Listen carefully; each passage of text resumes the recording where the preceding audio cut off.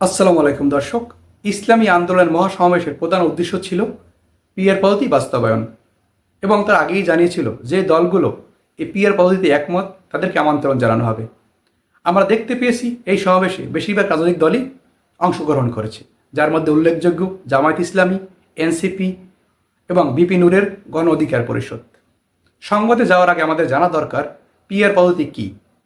Peer পদ্ধতি নির্বাচন হলো এমন একটি ভোট ব্যবস্থা যেখানে প্রতিটি দল যে পরিমাণ ভোট পায় তারা সংসদে সে পরিমাণ আসন পায়। এতে জনগণের প্রকৃত মতামত বেশি প্রতিফলিত হয় এবং ছোট দলগুলো সংসদে আসন পাওয়ার সুযোগ পায়। এই পদ্ধতি গণতান্ত্রিক ভারসাম্য রক্ষায় গুরুত্বপূর্ণ বলে মনে করেন অনেকে। আমি আরেকটু সহজ করে বলছি, বর্তমানে বাংলাদেশের নির্বাচনগুলো হয় আসন ভিত্তিক। আমরা নির্বাচনের মাধ্যমে একজন এমপি নির্বাচন করি, কিন্তু এই পদ্ধতি হচ্ছে এমন পদ্ধতি আমরা কোনো ব্যক্তিকে ভোট দেব না, আমরা সরাসরি দলকে ভোট দিয়ে নির্বাচিত করব। এখানে যে দল যত বেশি ভোট পাবে তার পার্সেন্টেজ অনুসারে ততটি আসন পাবে। উদাহরণস্বরূপ ধরা যাক 100টি আসনে নির্বাচন হবে, তাহলে কে কত ভোট পাবে? অনুমান নির্ভর ধরা যাক বিএনপি 40% ভোট পেয়েছে, তাহলে তারা 40টি আসন পাবে। জামায়াত ইসলামী 30% ভোট পেয়েছে, তাহলে তারা 30টি আসন পাবে। ইসলাম আন্দোলন 20% ভোট পেয়েছে, তাহলে তারা 20টি আসন পাবে। এনসিপি 9% ভোট পেয়েছে, তাহলে তারা 9টি আসন পাবে। গণ অধিকার পরিষদ 1% ভোট পেয়েছে, তাহলে তারা 1টি আসন পাবে।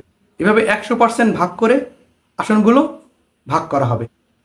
এতে ছোট দলগুলো আসন পাওয়ার সম্ভাবনা রয়েছে। সংবাদটি বিভিন্ন চ্যানেল এবং পত্রিকায় প্রকাশিত হয়েছে, তার মধ্যে উল্লেখযোগ্য 71 টিভি এবং যুগান্তর পত্রিকা।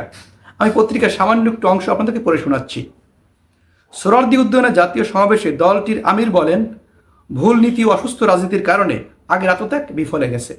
সমাবেশে এনসিপি, জামায়াত ইসলামী সহ বেশ কয়েকটি দল অংশ নেয়। নেতারা বলেন, কোনোভাবে জুলাই অভ্যুত্থানের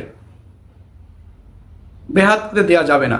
সংস্কার, বিচার ও পিয়ার পদ্ধতিতে নির্বাচনের দাবিতে এবং দেশ ও ইসলাম বিরোধী সকল ষড়যন্ত্র চক্রান্তের প্রতিবাদে এই সমাবেশ আয়োজন করেছে দলটি।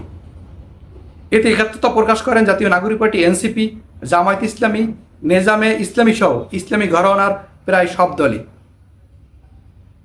জামায়াত ইসলামের সেক্রেটারি গোলাম পরোয়ার মিয়া বলেন, পিয়ার পদ্ধতি ছাড়া নির্বাচন বাংলার মানুষ গ্রহণ করবে না। বিপি নূর বলেন, পিয়ার পদ্ধতি হচ্ছে সঠিক পদ্ধতি নির্বাচনের জন্য।